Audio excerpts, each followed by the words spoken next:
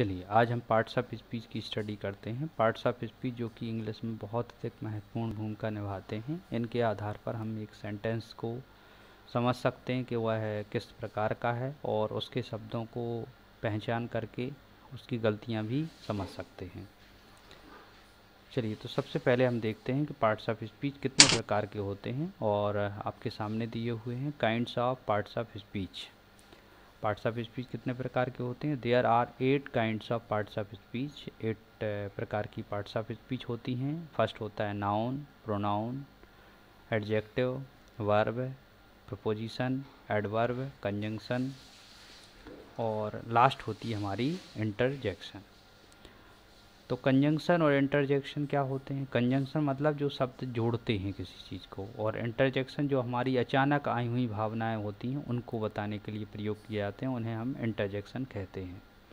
Noun क्या कहलाती हैं? किसी चीज़ का नाम। प्रोनाउन क्या कहलाते हैं? जो शब्द किसी नाउन के स्थान पर आते हैं उन्हें प्रोनाउन कहा जाता है।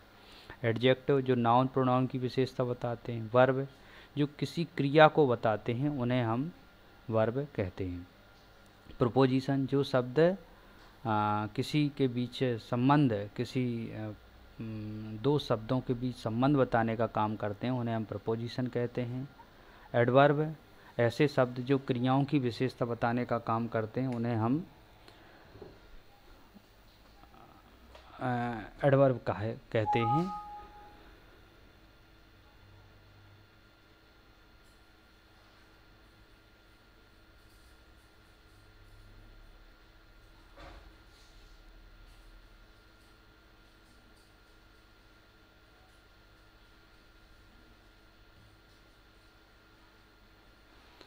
चलिए नेक्स्ट देखते हैं।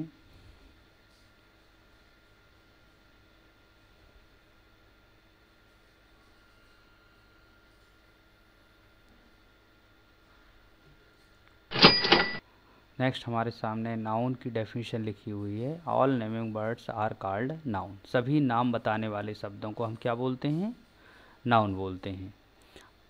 अब यहाँ पर कुछ शब्द दिए हुए हैं, जो नाम दिए हुए हैं वो किसी न किसी के नाम हैं। जैसे रवि किसी लड़के का नाम है, सागर किसी स्थान का नाम है, बुक जिसे हम पढ़ते हैं उसका नाम है, पेन, हेट ये हमारी फीलिंग का नाम है, रिवर किसी नदी को बोलते हैं।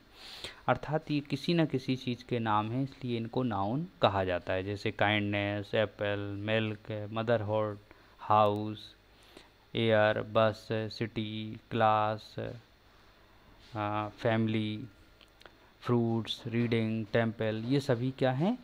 नाम हैं किसी न किसी चीज़ के, इसलिए इन्हें नाउन कहा जाता है। नेक्स्ट हम देखते हैं नाउन के प्रकार कितने होते हैं।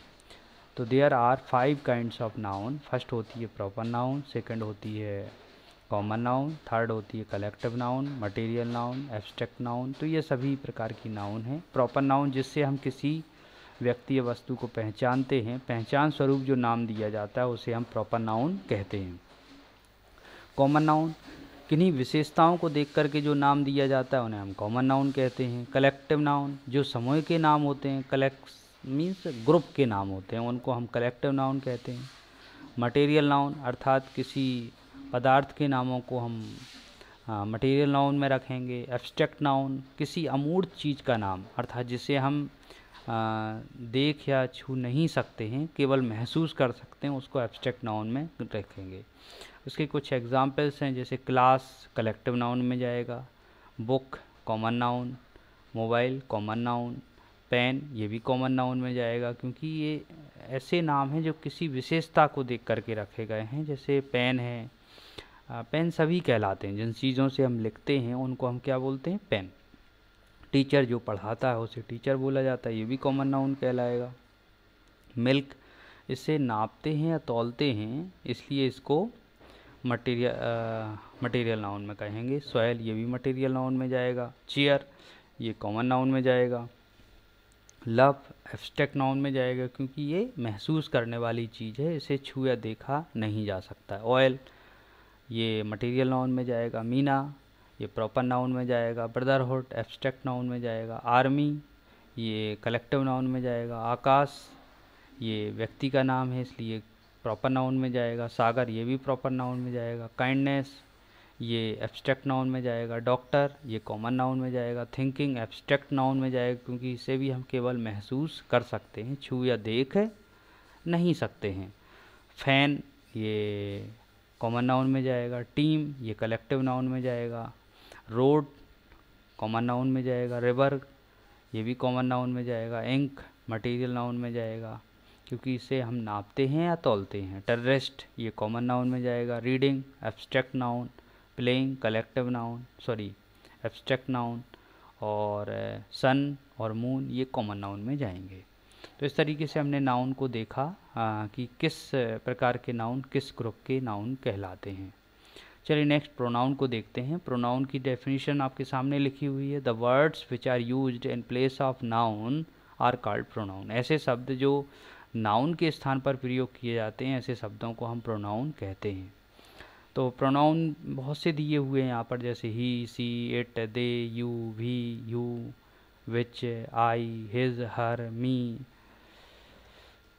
Them, their, your, ETC. तो ये सभी प्रोनाउन हैं जो कि किसी ना किसी नाउन के स्थान पर प्रयोग किए जाते हैं। जैसे लड़कों के नाम के स्थान पर हम ही यूज़ कर देते हैं, लड़कियों के नाम के स्थान पर हम सी यूज़ करते हैं। तो ऐसे किसी ना किसी नाम के स्थान पर ये शब्द प्रयोग किए जाते हैं, इसलिए इनको प्रोनाउन कहा जाता है। नेक्स्ट है हमारे सामने प्रोनाउन की टेबल, जिसे आपको याद रखना है, जिसमें बॉय के लिए ही यूज़ किया जाता है, गर्ल के लिए सी यूज़ किया जाता है, और प्लूरल हो तो, बहुवचन हो तो दे यूज़ किया जाता है। एनिमल्स के लिए इट यूज़ किया जाता है। स्पीकर अगर स्वयं सम्मिलित है उसमें तो आई यूज़ किया जाता है, मतलब मैं। और प्लूरल हो और स्पीकर खुद उसमें जुड़ा हुआ हो तो भी यूज़ किया जाता है, मतलब हम।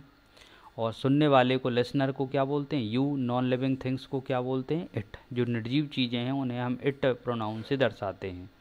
अब प्रोनाउन का यहाँ चार्ट दिया हुआ है। देखिए प्रोनाउन आप देखेंगे तो प्रोनाउन के 3 केस होते हैं, सब्जेक्टिव केस, ऑब्जेक्टिव केस और पजेसिव केस।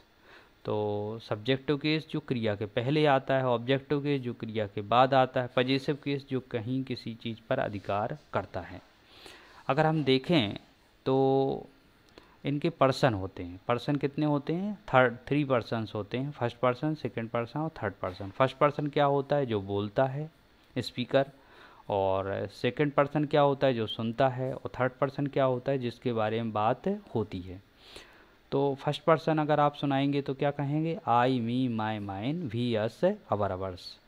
तो आई के जितने भी फॉर्म हैं वो सिंगुलर के लिए, और वी के जितने भी फॉर्म हैं वो प्लूरल के लिए यूज़ किए जाते हैं। और सेकंड पर्सन क्या है? जो सुनता है, you, you, your, yours. You, you, your, yours.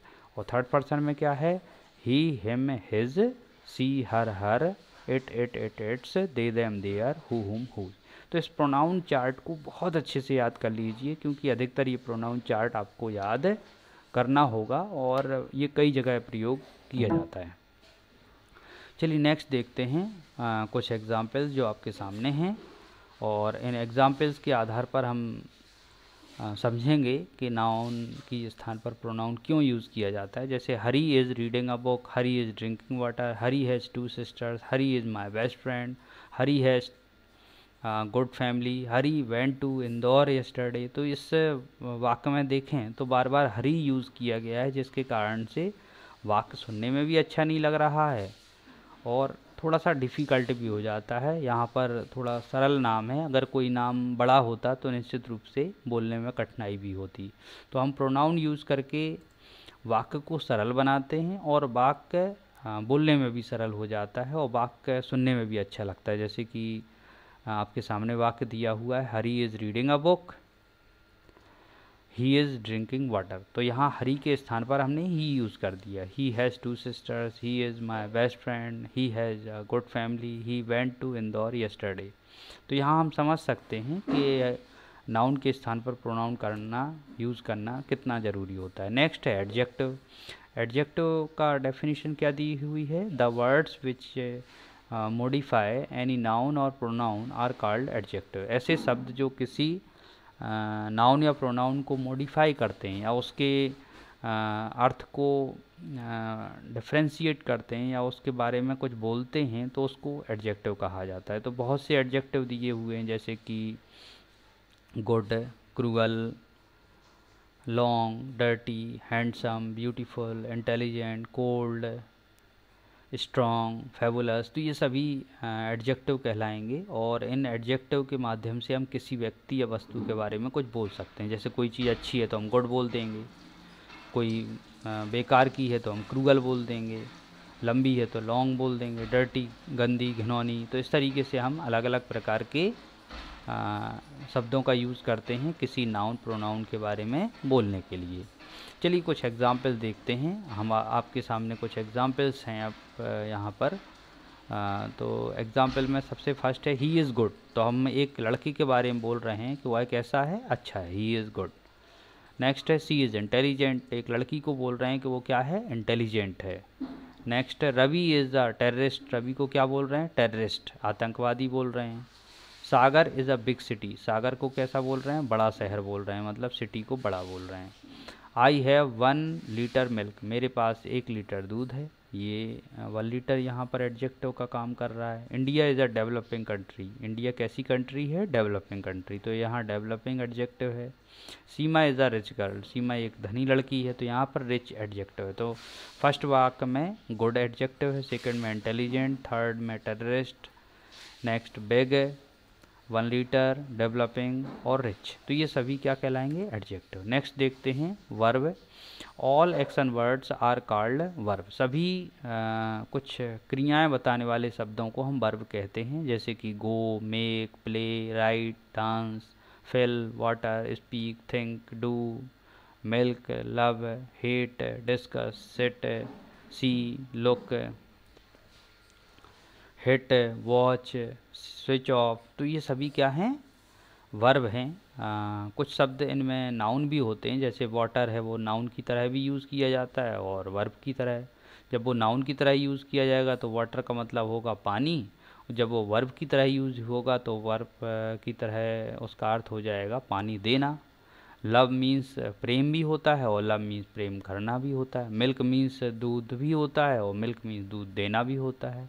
तो इस तरीके से ये शब्द हैं जो कि नाउन की तरह भी यूज़ किए जाते हैं और वर्ब की तरह भी यूज़ किए जाते हैं। नेक्स्ट अपन देखते हैं काइंड्स ऑफ वर्ब। वर्ब कितने प्रकार की होती हैं, 2 प्रकार की। There are 2 types of verbs in English. First होती है ट्रांजिटिव वर्ब, जिसमें है read, play, write, tell, make, drink, buy, etc। ये सभी क्या होती हैं, ट्रांजिटिव वर्ब होती हैं। नेक्स्ट है इंट्रांजिटिव वर्ब है। इंट्रांजिटिव वर्ब कौन कौन सी होती हैं, स्लीप, फ्लाई, गो, रन, स्माइल और लाफ। तो ये सभी क्या होती हैं, इंट्रांजिटिव वर्ब है। ट्रांजिटिव वर्ब क्या होती हैं, जिनके ऑब्जेक्ट होते हैं या जिनके ऑब्जेक्ट हमें लगाने होते हैं उन्हें हम ट्रांजिटिव वर्ब कहते हैं। और इंट्रांजिटिव वर्ब जिनके ऑब्जेक्ट होते ही नहीं हैं, जैसे कि हम हिंदी में कह सकते हैं ट्रांजिटिव वर्ब मीन्स सकर्मक क्रियाएं, और इंट्रांजिटिव मतलब अकर्मक क्रियाएं जिनके कर्म नहीं होते हैं। जैसे आप रीड बोलेंगे तो आपको बताना पड़ेगा कौन सी चीज़ की रीडिंग हो रही है। प्ले बताएंगे तो प्ले में आपको ये बताना पड़ेगा किस चीज़ को खेला जा रहा है। राइट मीन्स किस चीज़ को लिखा जा रहा है। तो ये सभी ऐसी क्रियाएं हैं जिनके ऑब्जेक्ट होते हैं। इनके कुछ एग्जाम्पल भी अपन लेते हैं। आपके सामने एग्जाम्पल है, ही इज़ गोइंग टू सागर। यहाँ गोइंग एक वर्ब है, वह जा रहा है कहाँ, सागर।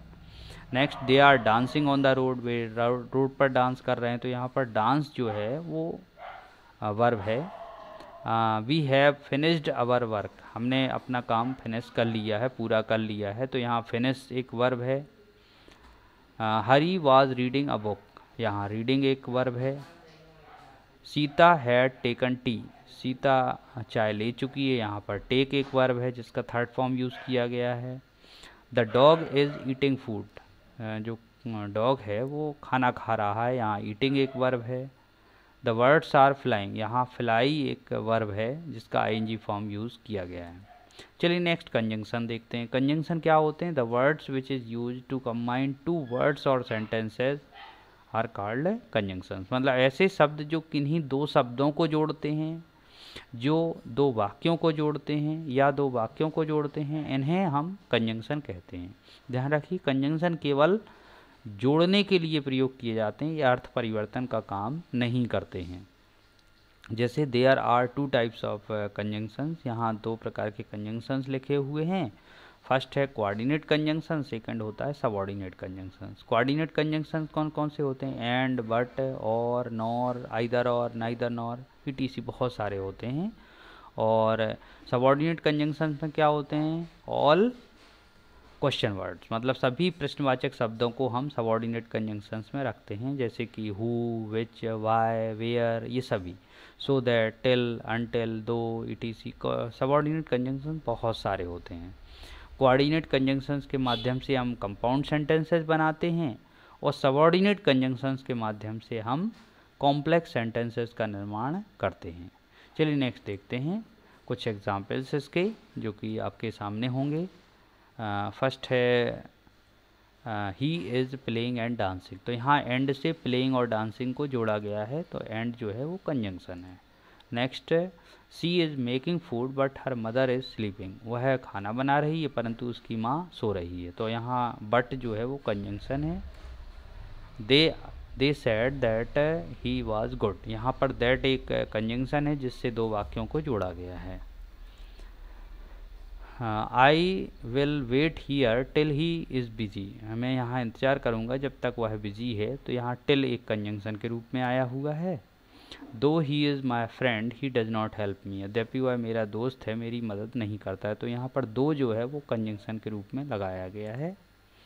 ही is not only wise but clever as well. यहाँ पर नॉट ओनली बट का प्रयोग किया गया है, तो ये एक प्रकार से कंजंक्शन है। Rakesh is so good that he can help you. Rakesh is so good, यहाँ पर सो दैट का प्रयोग किया गया है कंजंक्शन के रूप में, जिसे आप ध्यान रखें। तो इन सभी कंजंक्शंस को आप एक बार अच्छे से देख लें और उनके अर्थ को भी समझने की कोशिश करें। चलिए नेक्स्ट देखते हैं preposition. The words which are used before any noun. ऐसे शब्द जो किसी नाउन के पहले प्रयोग किए जाते हैं। And tell the relationship with other parts of speech. और जिस नाउन के पहले आते हैं उसका संबंध किसी अन्य पार्ट्स ऑफ स्पीच से बताते हैं, इसलिए इनको प्रोपोजिशन कहा जाता है। इसमें कौन कौन से होते हैं? In, into, on, upon, above, to, between, among, look, into, from, in front of, look after, over, go, throw, ETC. तो ये सभी क्या हैं? प्रोपोजिशंस हैं जो कि संबंध बताने का काम करते हैं। चलिए उसके कुछ एग्जांपल्स देख लेते हैं। He jumped into the well, into the river. वह कूदा नदी के अंदर, तो ये इनटू क्या है यहाँ पर? प्रोपोजिशन। नेक्स्ट है Rakesh is sitting in the chair. तो यहाँ पर इन जो है वो प्रोपोजिशन है। I am going to Bhopal by a car. यहाँ पर बाय एक प्रपोजिशन है के द्वारा। Ram is sitting among his friends. तो अमंग यहाँ प्रपोजिशन है, दोस्तों के बीच बैठा हुआ है। Hari is writing with a pen. यहाँ पर विथ एक प्रपोजिशन है, पेन के साथ लिख रहा है, पेन को लेकर के हाथ में लिख रहा है। Car runs on petrol. Car petrol के दम पर चलती है, इसलिए ऑन मतलब के दम पर, के आधार पर। I am agree with you. मैं आपसे सहमत हूँ। तो यहाँ पर एग्री के साथ विथ प्रोपोजिशन फिक्स्ड प्रोपोजिशन में आता है। ऐसे ही हम बहुत से प्रोपोजिशन सीखेंगे जो कि फिक्स्ड प्रोपोजिशन की लिस्ट में होते हैं। नेक्स्ट है एडवर्ब। एडवर्ब क्या होते हैं? The words which is used to modify the sense of any adjective, verb, adverb, preposition, conjunction और sentence is known as an adverb. ऐसा शब्द जो इन सभी चीज़ों के सेंस को प्रभावित करता है, जैसे कि adjective, verb, adverb, preposition, conjunction या सेंटेंस को भी प्रभावित करता है, ऐसे शब्द को हम एडवर्ब कहते हैं। जनरली लोग सोचते हैं कि एडवर्ब जो है वो केवल वर्ब की विशेषता बताने के लिए आते हैं, परंतु ऐसा नहीं है।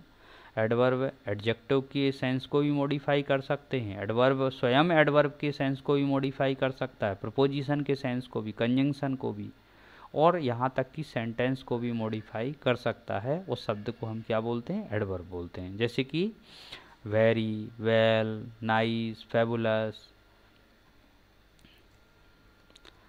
ट्रेमेंडस, कोल्डली, सुपरफिशियली। तो ये सभी क्या कहलाएंगे? एडवर्ब कहलाएंगे, जिनके माध्यम से हम क्रियाओं के बारे में कुछ बोलते हैं। नेक्स्ट कुछ एग्जाम्पल्स हम यहाँ देखते हैं। फर्स्ट एग्जाम्पल आपके सामने है, ही इज़ रनिंग फास्ट। तो वह कैसा दौड़ रहा है, फास्ट। तो फास्ट क्या है, वर्ब की विशेषता बताने वाला शब्द हुआ, इसलिए फास्ट को हम एडवर्ब कहेंगे। नेक्स्ट है सी इज़ रनिंग वेरी फास्ट। यहाँ पर वेरी जो शब्द है वो फास्ट की भी विशेषता बता रहा है, इसलिए वेरी भी एडवर्ब कहलाएगा, अर्थात एक एडवर्ब दूसरे एडवर्ब की विशेषता बता रहा है और उसके अर्थ को प्रभावित कर रहा है। नेक्स्ट है they are dancing just under the tree. यहाँ पर जस्ट जो वर्ड है वो प्रिपोजिशन के पहले आया हुआ, मतलब प्रिपोजिशन का भी अर्थ मॉडिफाई कर सकता है। It is very hot. तो यहाँ पर हॉट एक एडजेक्टिव है, लेकिन उसकी विशेषता बताने के लिए वेरी लगाया गया है, मतलब गर्म है तो बहुत ज़्यादा गर्म है, तो इसलिए वेरी को हम एडवर्ब कहेंगे। He has done very well. उसने यह काम किया या उसने किया बहुत अच्छे तरीके से, तो वेरी वेल क्या कहलाएगा, एडवर्ब कहलाएगा। Ravi is weeping loudly. तो रो रहा है, लेकिन कैसे रो रहा है, लाउडली, बहुत तेज़ी से, तो लाउडली वर्ड क्या कहलाएगा, adverb. Kirti is very good. Kirti कैसी है, बहुत अच्छी है, तो गुड एडजेक्टिव है, लेकिन वेरी उसका क्या है, एडवर्ब है। तो ये इस तरीके से हम कह सकते हैं कि एडवर्ब अन्य पार्ट्स ऑफ स्पीच की विशेषता बताने का काम कर सकते हैं। नेक्स्ट है इंटरजेक्शन। ये हमारी लास्ट पार्ट्स ऑफ स्पीच है। The words which are used to express sudden feelings are called interjections. ऐसे शब्द जो हमारी अचानक आई हुई भावनाओं को बताने के लिए प्रयोग किए जाते हैं उन्हें हम इंटरजेक्शन कहते हैं, जैसे हुर्रा, बूह, अलास, ओह, ये सभी क्या कहलाते हैं, इंटरजेक्शन कहलाते हैं, जिनका प्रयोग हम अलग अलग परिस्थितियों में करते हैं। जैसे हुर्रा का प्रयोग हम बहुत अधिक खुशी के समय पर करते हैं। पूह निंदनीय, अगर कोई बहुत ही घृणात्मक चीज़ हुई है तो उसके लिए हम पूह बोल देते हैं। अलास दुख के लिए हम बोलते हैं ओह। एकदम अचानक हक्के वक्के रह जाने पर हम ओह बोलते हैं, अरे।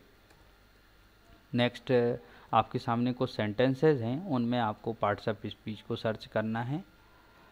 Find the parts of speeches. जैसे कि फर्स्ट सेंटेंस लेते हैं हम, ही इज़ गोइंग टू हमेस होम। तो ही यहाँ प्रोनाउन है, इज़ यहाँ हेल्प वर्ब है, गोइंग एक मेन वर्ब है, टू प्रपोजिशन है, अमित एक नाउन है और होम एक नाउन है। तो इस तरीके से हमने अलग अलग पार्ट्स ऑफ स्पीच को देखा। सेकंड सेंटेंस में राम एक नाउन है, इज़ हेल्प वर्ब है, माई ये प्रोनाउन है, वेस्ट ये बेस्ट एडजेक्टिव है, फ्रेंड ये नाउन है, टू ये एक प्रपोजिशन है, डू एक वर्ब है, लेकिन टू डू मिलकर के क्या बना रहे हैं, इन्फिनेटिव बना रहे हैं, और दिस एक एडजेक्टिव है, वर्क एक नाउन है। चलिए नेक्स्ट देखते हैं, he can play cricket with me. तो ही यहाँ पर प्रोनाउन कहलाएगा, कैन मॉडल वर्ब कहलाएगी, प्ले मैन वर्ब कहलाएगी, क्रिकेट नाउन है, विथ प्रपोजिशन है और मी प्रोनाउन है।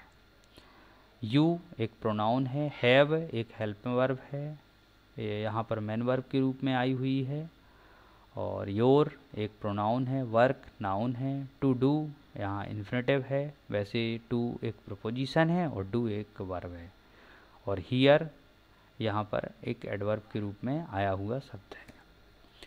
अतुल एक नाउन है, मस्ट ये मॉडल वर्ब है, सॉल्व एक वर्ब है, माई एक प्रोनाउन है, प्रॉब्लम एक नाउन है, टुडे एक एडवर्ब है। नेक्स्ट है I am going to Sagar with his friends. तो आई यहाँ प्रोनाउन है, एम यहाँ हेल्प वर्ब है, गोइंग एक वर्ब है, मैन वर्ब है, टू एक प्रपोजिशन है, सागर एक नाउन है, विथ एक प्रपोजिशन है, हिज एक प्रोनाउन है, फ्रेंड्स एक नाउन है। इस तरीके से हमने देखा कि हम किस तरीके से एक वाक्य में अलग अलग पार्ट्स ऑफ स्पीच को सर्च करते हैं। अब आपके सामने कुछ और पार्ट्स ऑफ स्पीच सर्च करने के लिए सेंटेंसेस दिए गए हैं, जिनमें आप सर्च कीजिए कि इसमें कौन से पार्ट्स ऑफ स्पीच हैं, और ये कमेंट बॉक्स में लिखिए कि कौन सा शब्द किस पार्ट्स ऑफ स्पीच में आ रहा है। देखते जाइए। Alas he is no more, this is your book to read, I saw a running train, who he has done it. She is my friend to help me these days. He is writing a book with me. तो यहाँ पर हमने देखा कि अलग अलग प्रकार के वाक्यों में अलग अलग पार्ट्स ऑफ स्पीच आए हैं हुए हैं, जिनको आप सर्च कीजिए और सर्च करके आप मेरे व्हाट्सएप नंबर जो कि स्क्रीन पर लिखा हुआ था स्टार्टिंग में वीडियो के, तो आप उस पर मुझे व्हाट्सएप मैसेज कर सकते हैं इन सभी वाक्यों के आंसर्स को, और मैं आपको बताऊंगा कि आपका आंसर सही है या नहीं है। तो इस तरीके से आप इन सभी वाक्यों के पार्ट्स ऑफ स्पीच निकालना सीख जाएंगे और आपके सेंटेंसेस फिर गलत नहीं होंगे। I hope you will understand parts of speeches. Parts of speech को अपने दोस्तों को भी समझाइए और कोशिश कीजिए कि आप पार्ट्स ऑफ स्पीच को बहुत अच्छे तरीके से समझ पाएँ, और कोशिश कीजिए कि आप इन्हें बार बार याद करें, बार बार इनका रिवीजन करें, जिससे पार्ट्स ऑफ स्पीच की गलतियां ना हों। आगे हम डिटेल में इन पार्ट्स ऑफ स्पीच को अलग अलग स्टडी करेंगे। Thank you very much. अगर आप इस चैनल पर नए हैं तो इस चैनल को सब्सक्राइब कीजिए और अपने दोस्तों के बीच शेयर कीजिए, जिससे वो भी बहुत अच्छी स्टडी को प्राप्त कर सकें और उन्हें भी इंग्लिश का अच्छा नॉलेज हो सके। Thank you very much.